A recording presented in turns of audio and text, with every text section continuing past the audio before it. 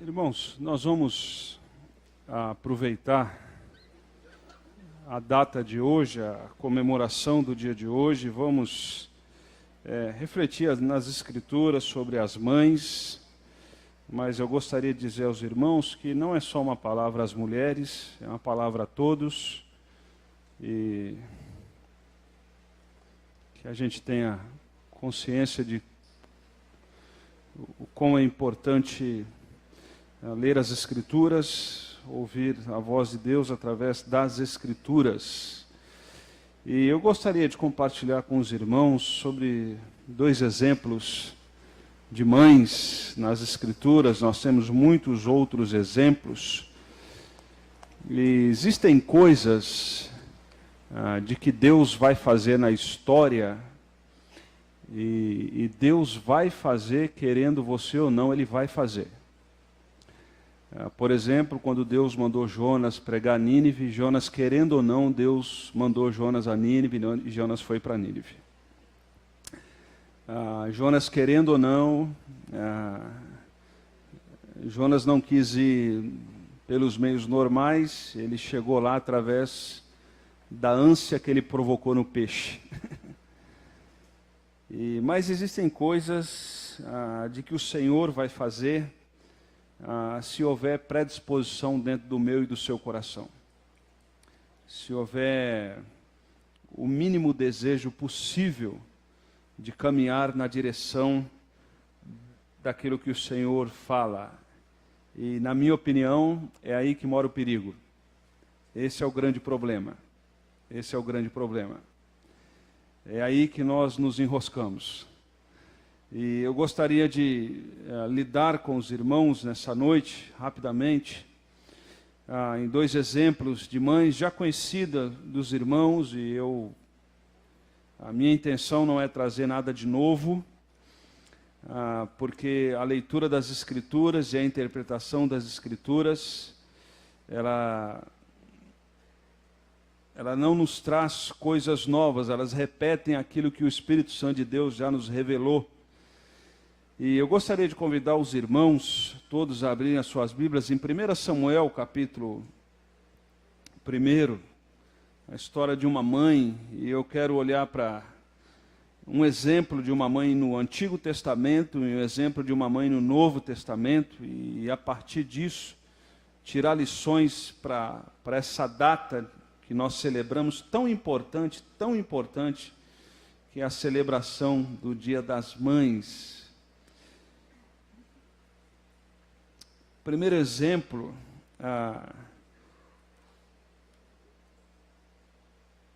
que eu gostaria de olhar com os irmãos, é o exemplo de Ana. Hernandes Dias Lopes diz num dos seus livros que Abraham Lincoln dizia que as mãos que embalam o berço governam o mundo. Abraham Lincoln se reportando à sua mãe, a influência que a sua mãe teve na sua vida.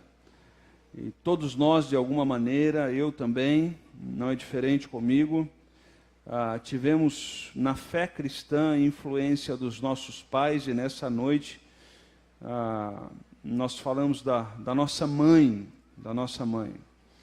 Vocês sabem da história e sabem que Ana, ela tinha uma situação um tanto difícil. A palavra de Deus diz em 1 Samuel capítulo 1, versículos 5 e 6, diz que, a partir do verso 4, no dia em que Eucana oferecia sacrifício, dava porções à sua mulher Penina e a todos os filhos dela.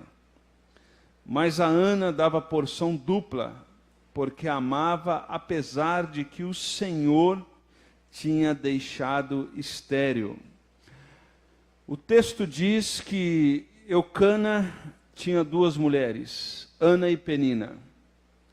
E nós precisamos entender, e se você tem mais de 5 anos de vida cristã, isso já era para estar muito claro na cabeça, de que o livro de Samuel é um livro histórico. Samuel não é um livro doutrinário. Samuel é um livro que narra a história. E Samuel, quando narra a história, ele não julga. Está na moda, né? Ele não julga o mérito do fato. Ele não diz se é errado ou certo, porque ele está narrando a história. Mas nós sabemos que existia uma questão cultural, mas que não era a vontade de Deus. Não era a vontade de Deus. Nunca foi a vontade de Deus que um homem tivesse mais de uma mulher como esposa. Então, a história narra que a vida de Ana era marcada por uma concorrente que tinha filhos e ela não tinha. E as escrituras colocam aqui, narrando a história, de que Eucana, ele tinha uma paixão por Ana e uma consideração por Penina. Ele amava Ana.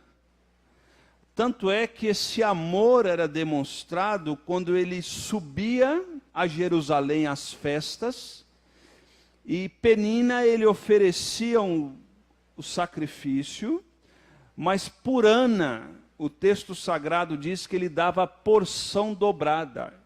E a narrativa de Samuel diz, apesar do Senhor ter a deixado estéril. Na cultura judaica, uma mulher não ter filhos era quase que uma maldição. Por quê? Porque os filhos ofereciam na cultura judaica dessa época garantias de vida à mulher.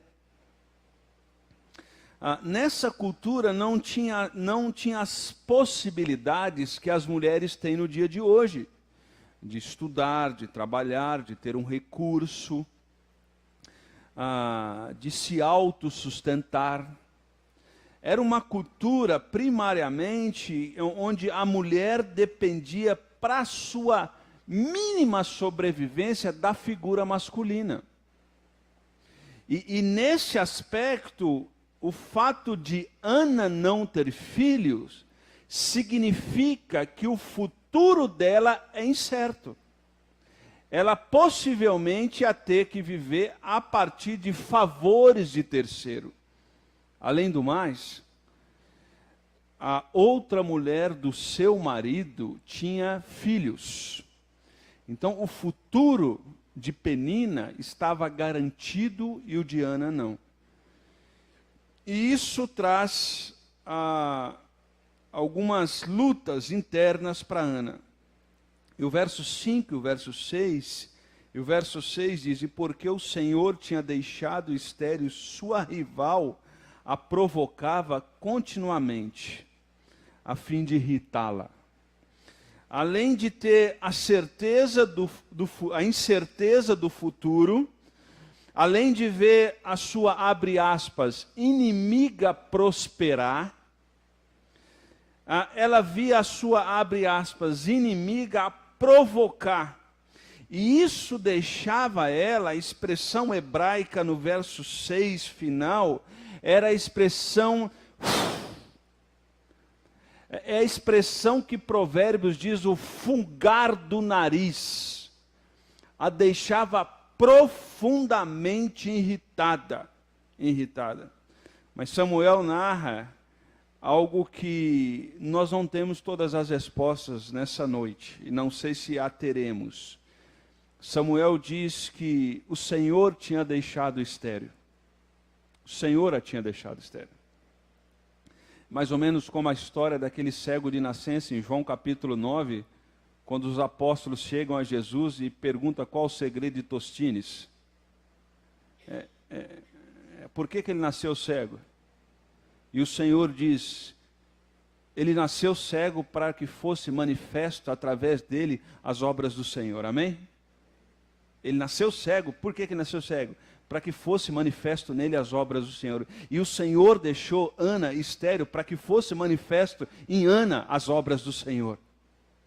E Ana é alguém no texto sagrado que o ambiente externo não lhe é favorável. A vida não lhe é favorável. Outros realizam todos os sonhos dela, a provoca, tudo ao redor dela não favorece, não ajuda, tudo dá errado. E Ana resolve, diante das adversidades, orar ao Senhor, para que o Senhor atenda a um desejo do coração dela.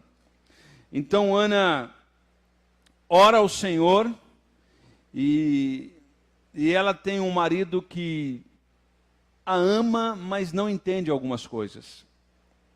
Ela tem um marido que tenta cuidar dela, mas ele não compreende todas as coisas. Qualquer semelhança é mera coincidência. Ela tem um marido que na hora da angústia, ele interpreta as coisas erradas. Ela está orando, clamando ao Senhor, os seus lábios estão mexendo, e Eucana tem a capacidade de chegar e olhar para ela e falar: você bebeu? Ela estava orando e ele entende como estar embriagada. Preste atenção que o ambiente não lhe é favorável, a relação conjugal não lhe é favorável. Agora preste atenção, irmãs e irmãos também. O ambiente não lhe é favorável, a relação conjugal não lhe é favorável naquilo que é importante, e nem por isso os anos passam e o coração de Ana envelhece amargo. Porque ela começa a lidar com as adversidades externas, à luz da ótica do Senhor.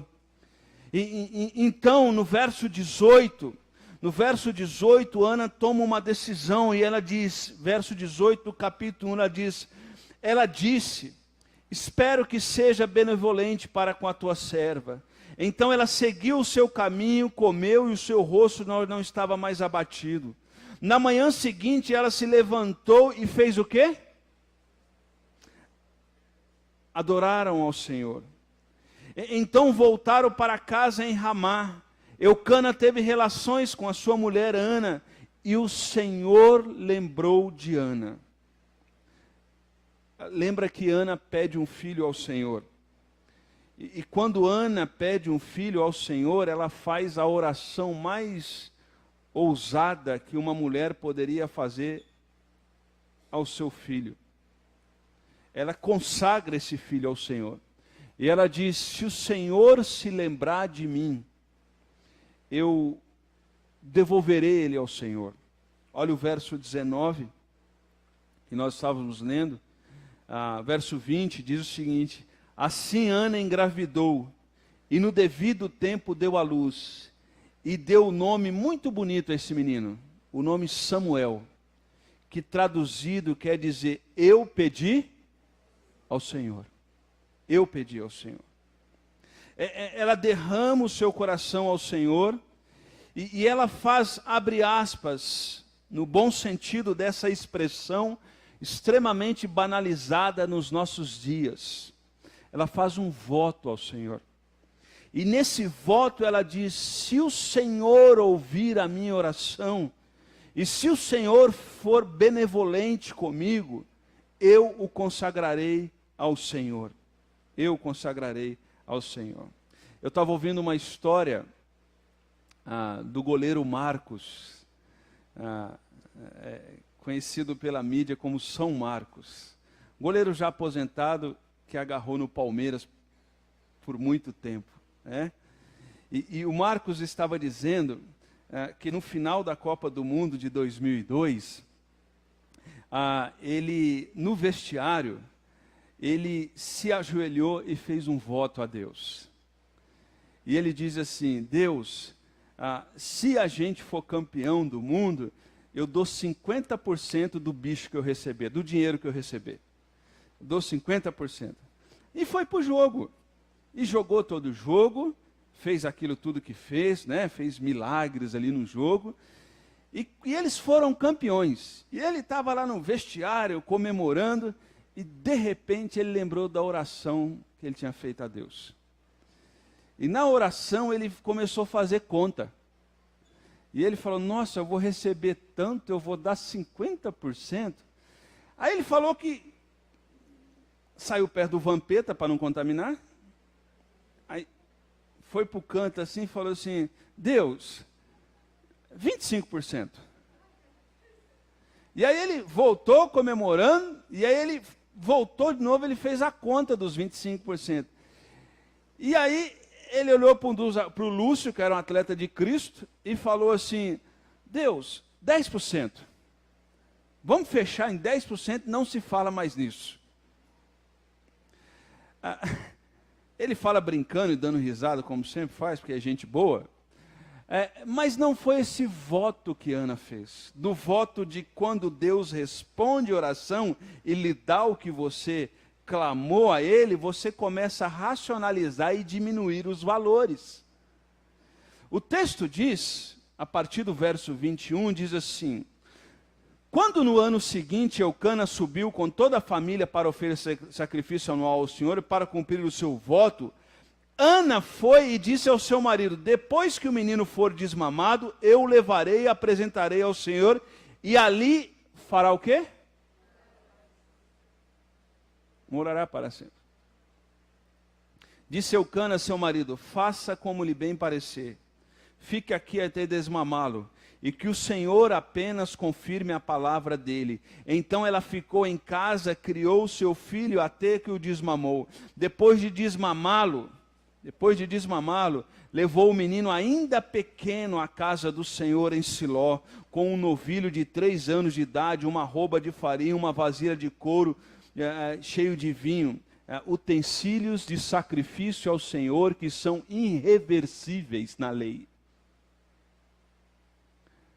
Quando você fazia um voto, ia cumprir o voto, e aquilo era irreversível, nunca mais você ia voltar atrás, você levava todos esses utensílios ao templo. Versículo 25.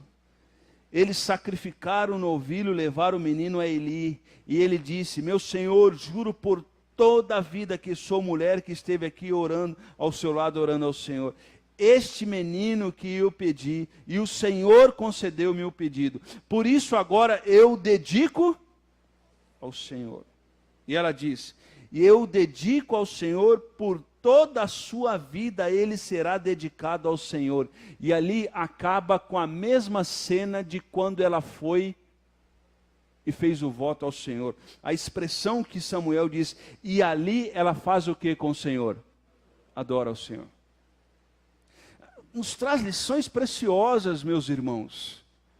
Nos traz lições preciosas de que quando ao nosso redor as coisas estão adversas, a nossa única possibilidade, não só no momento da adversidade, mas no momento da alegria, é dobrar o nosso joelho, é clamar em oração ao Senhor, é clamar, pedir ao Senhor, rogar ao Senhor, derramar o nosso coração em oração. Disciplina essa espiritual esquecida da nossa geração. Esquecida da nossa geração. Disciplina essa espiritual essencial para a nossa vida. A oração está para o discípulo de Cristo, assim como o ar está para nós respirarmos. A oração é ar para a vida cristã.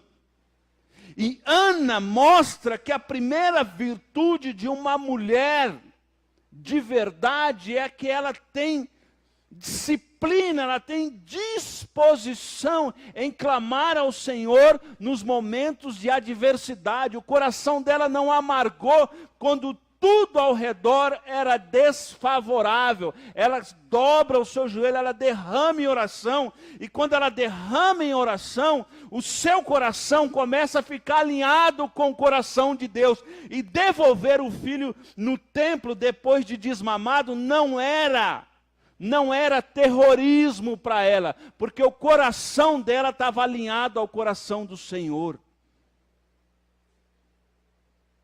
Mulheres, nessa noite, primeira virtude de uma mulher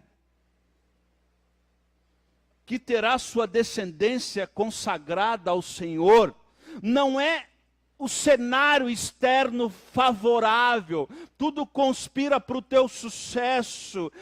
Que teu corpo é o corpo da atriz da televisão. Uma mulher não é medida pelo corpo que tem. A cultura que nos cerca diz, você é feliz se você tiver o cabelo tal, o corpo tal, o peso tal. Eu não estou dizendo que não deve ter cuidado, estão entendendo, irmãs? Eu não estou dizendo que você não deve, você deve se cuidar. E se cuide, pelo amor de Deus. Não é isso que eu estou dizendo, amém? Não é isso que eu estou dizendo. Eu estou dizendo do pêndulo, do pêndulo. Estou dizendo do pêndulo. Os extremos. A cultura que nos cerca diz que a mulher é o corpo que tem, o peso que tem, a profissão que tem, quanto que tem. Você não é isso. Você não é isso. Você é amada por Deus. Jesus morreu na cruz por você. Jesus te ama e o teu valor não está na sua formosura. Desculpe o contraste que eu vou trazer aqui nessa noite, mas a tua formosura não está naquilo que as revistas apresentam, e sim no teu joelho dobrado.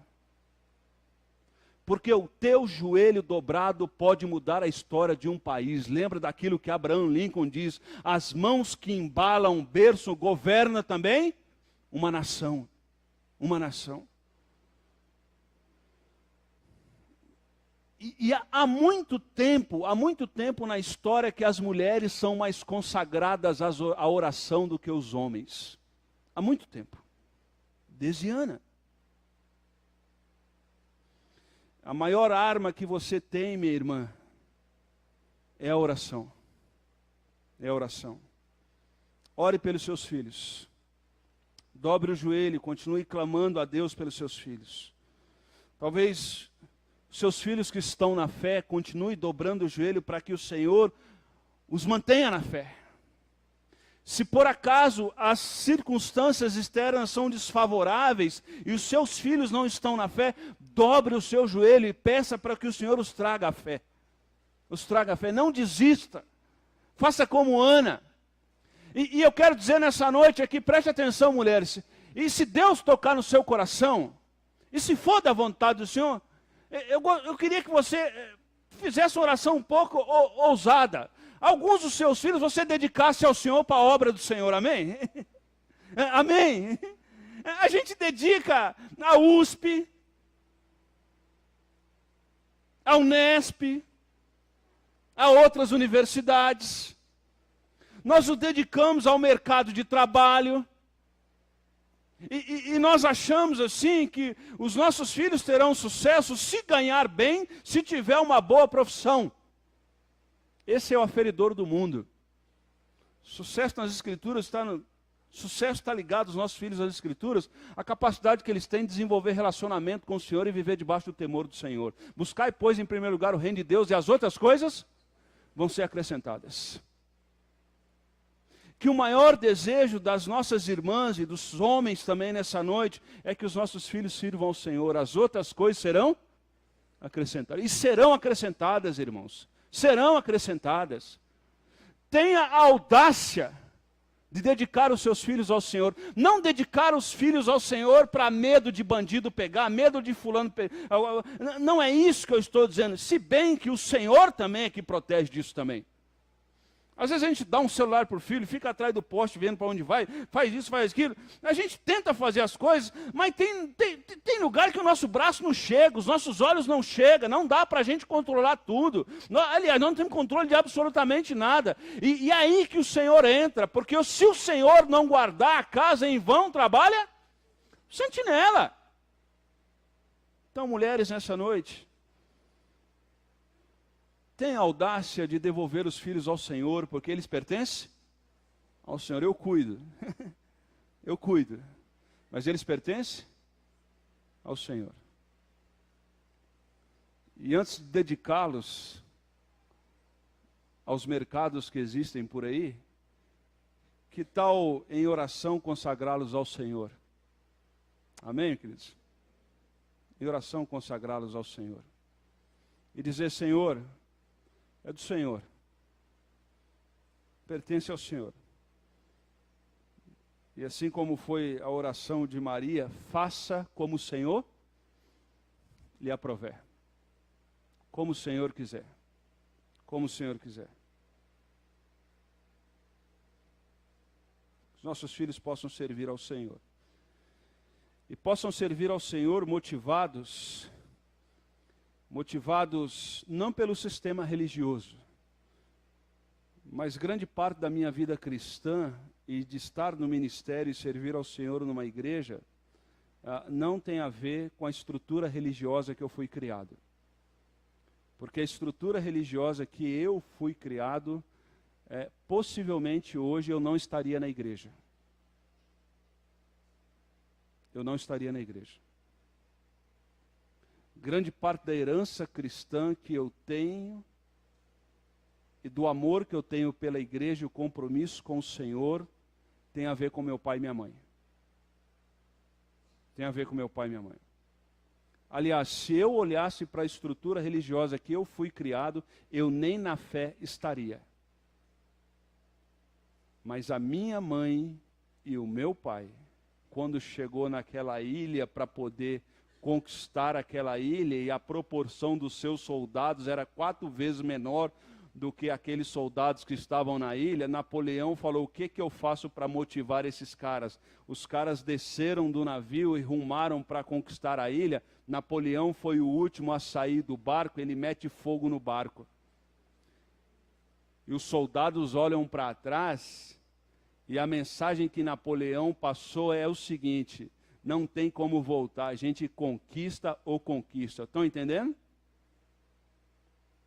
Quando eu olhei para trás, o barco tinha pegado fogo, mas a influência que meus pais causaram na minha vida foi muito maior do que as possibilidades que estavam ao meu redor.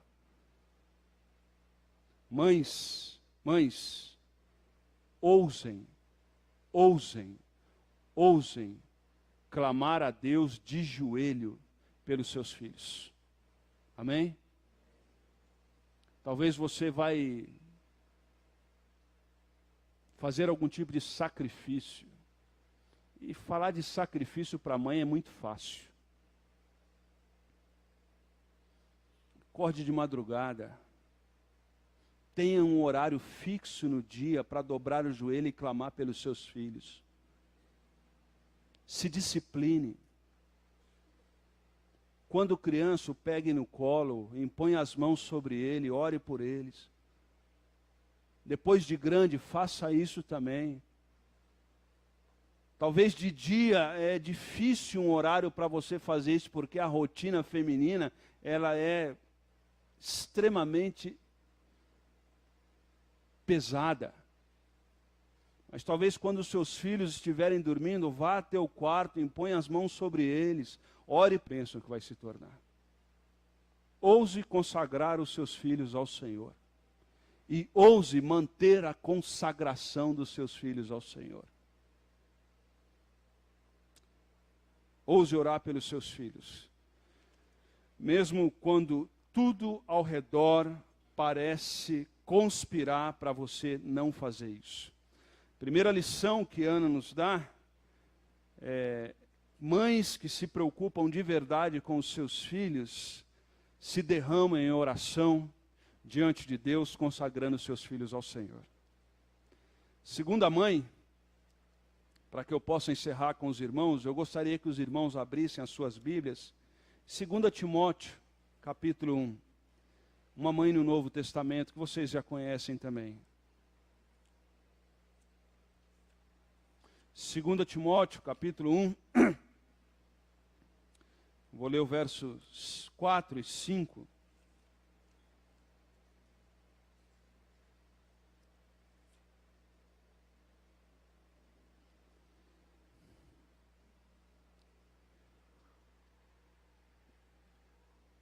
Segundo Timóteo capítulo 1, a partir do verso 3. Dou graças a Deus a quem sirvo com consciência limpa, como servir os meus antepassados, ao lembrar-me constantemente de vocês. Noite e dia em minhas orações. Verso 4. Lembro-me das suas lágrimas e desejo muito vê-lo, para que a minha alegria seja completa. Agora olha o versículo 5, o que diz. Versículo 5. Recordo-me da sua fé não fingida, que primeiro habitou na sua avó Lóide e em sua mãe Eunice. E estou convencido de que também habita. Então, preste atenção no versículo 5. Paulo está dizendo a um jovem tímido, a um jovem que não tem muita eloquência, a um jovem que a vida não lhe foi muito favorável. Por exemplo, nós não sabemos quem foi o pai de Timóteo. E nos escritos bíblicos, o nome do pai não ser citado era problema. Eu estava vendo um censo da quantidade de crianças que não têm o nome do pai no seu RG. É altíssima no nosso país.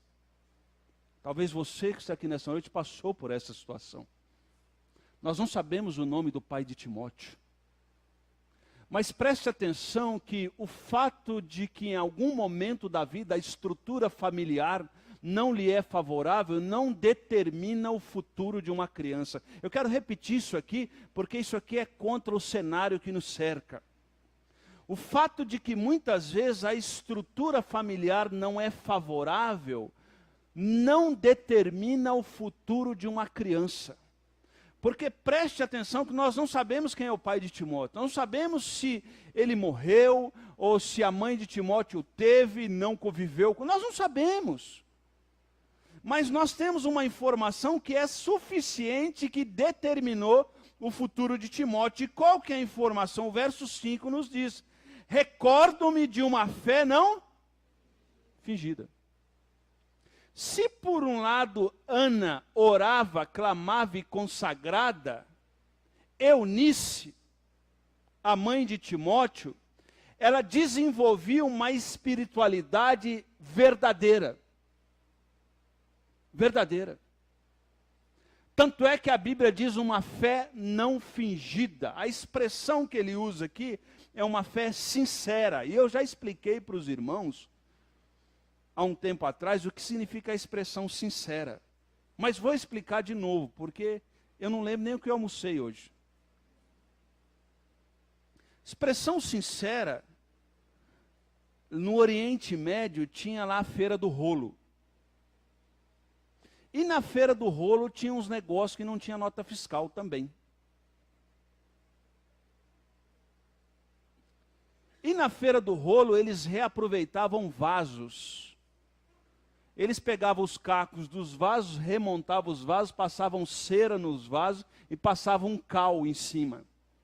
A ponto que a recuperação do vaso ficava perfeita, sendo moldada e colada com cera.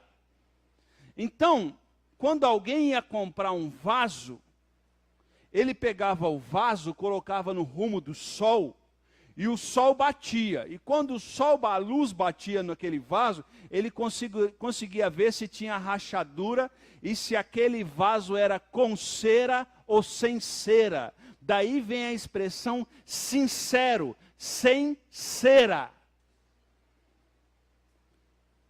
A fé de Eunice era uma fé que quando a fé era provada no sol, não tinha rachadura. Era uma fé sincera. As mãos que embalam o berço governam um país. Vamos fazer um exercício aqui e nós já estamos acabando. Quando Jesus chamou os seus discípulos, ele convocou uns camaradas assim muito estranhos. E quando Jesus convocou os seus discípulos, preste atenção que ele não formou uma grade curricular, montou uma escola, fez inscrição e deu 12 lições. Jesus poderia ter formado a Faculdade Teológica de Jerusalém e montado um currículo de 3 anos e formado os seus discípulos. Ele não fez isso. O que Jesus fez? Ele pegou 12 discípulos e começou a andar com aqueles 12. E nos seus relacionamentos, Jesus ia ensinando verdades para os seus discípulos de maneira verbal e de maneira prática, e eles viam em Jesus os ensinamentos. Vocês lembram que nos evangelhos, quando Jesus curava alguém, expulsava um demônio ou ensinava lições, algumas pessoas olhavam para Jesus e diziam: ele ensina, mas ele não ensina como os mestres da lei, ele ensina como alguém que tem autoridade. Lembra disso? Porque Jesus ensinava não só na teoria, mas a autoridade dele demonstrava a prática. A prática. A expressão pedagogo era nada mais do que o escravo que pegava na mão da criança, na casa do patrão e levava até a porta da escola. Então a expressão pedagogo nasce da percepção de alguém que pega a criança. Pois é. A figura da mãe nesse texto tem tudo a ver com isso. Porque aqui Eunice não ensinou Timóteo na escola. Eunice ensinou Timóteo no dia a dia. Conforme Timóteo ia andando com a sua mãe, ele via na sua mãe uma fé não fingida. O que ela falava sobre Jesus era prática na sua vida. Essa expressão que ele vai usar. Lembra que quando Paulo e Silas foram buscar Timóteo, olha o que o texto diz em Atos 16, Atos capítulo 16, a palavra de Deus em Atos capítulo 16 diz o seguinte: chegou a Derbe e depois a Listra, onde vivia um discípulo chamado Timóteo. Sua mãe era judia convertida e seu pai grego. Os irmãos de Listra e Icônio davam bom o quê? A respeito de quem? Timóteo. O que o povo da rua falava de Timóteo? Dava o quê? Bom testemunho de Timóteo. Bom testemunho. Voltando para Timóteo, eu gostaria de deixar uma palavra às avós aqui nessa noite também. As vovós. A bênção de Deus das vovós. Porque Paulo coloca Eunice no mesmo pacote de Lloyd, a sua voz. E diz que Timóteo viu na avó e na mãe uma fé não? Agora, perceba, assim, irmãs, eu concordo com isso. Na casa da avó tudo pode. Tem as plaquinhas? Eu concordo com isso. Porque, né? Neto é fio com mel. Né? Neto passa um melzinho. Eu concordo com isso. Né? E assim, uma das coisas que eu sinto muito depois de grande não ter tido vó paterna, porque eu não tive vó paterna, a minha avó faleceu antes do meu pai casar, né? E a minha avó materna, a referência que eu tenho na minha mente dela não é boa, né? A minha avó tinha derrame e por um bom tempo ela fez pacto com coisas malignas.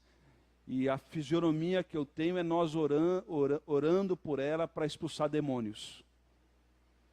Depois, com o passar do tempo, ela entregou a vida a Jesus. E eu vou encontrar com ela no céu.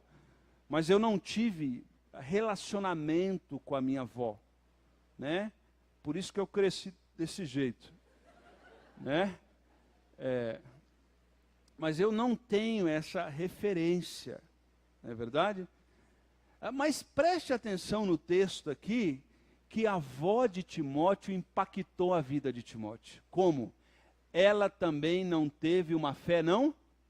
Agora olha que bonito aqui, irmãos, preste atenção, olha que bonito. A gente fala muito sobre maldição hereditária, né? A gente não, por aí fala. Eu quero falar sobre uma bênção hereditária. Uma bênção hereditária. E qual é a bênção hereditária aqui? Lloyd teve uma fé não fingida. Eunice herdou da sua mãe uma fé E agora eles transmitem a Timóteo uma fé não fingida. Se algumas pessoas falam de uma maldição hereditária, eu queria falar de uma bênção hereditária. E qual que é a bênção hereditária? Uma fé não fingida vem de uma avó de uma mãe para uma filha e de uma filha para um filho. E hoje nós somos orientados à palavra de Deus porque Timóteo também não teve uma fé não fingida. Que Deus te abençoe, minha irmã. Que Deus te abençoe a transmitir aos seus filhos uma fé não fingida. É engraçado que eu não lembro dos meus pais. O que mais me marcou na vida dos meus pais não foram as conquistas financeiras dele. Foram muitas, graças a Deus. Mas o que mais me marcou na vida dos meus pais e da minha mãe não foram as conquistas financeiras. O que mais me impressionou na vida dos meus pais foi uma fé não fingida. Uma fé não fingida. Busquem, pois, em primeiro lugar o reino de Deus. E as outras coisas serão acrescentadas. Eu queria orar pelas irmãs nessa noite. Mas eu queria te desafiar, minha irmã, minha querida, a continuar dobrando o joelho em oração. E quando você dobra o joelho em oração, sabe qual é o resultado disso? Uma fé não fingida. Você pode ser colocada como aquele vaso no sol, na provação, na luta, e não vai encontrar rachadura. Sabe por quê? Teu joelho está dobrado. Tudo que você tem pertence a Deus. Ouse consagrar os seus filhos. Ouse consagrar os seus filhos. Porque quando a gente ousa consagrar e coloca diante do Senhor, o Senhor nos capacita a viver uma vida cristã, onde a nossa fé não é fingida. E aí sabe o que a gente faz? A gente transmite na nossa família a bênção hereditária. A bênção hereditária. Queria convidar as irmãs, todas as mulheres de nossa igreja, tendo filho ou não tendo filho, fiquem em pé, eu queria orar por vocês nessa noite.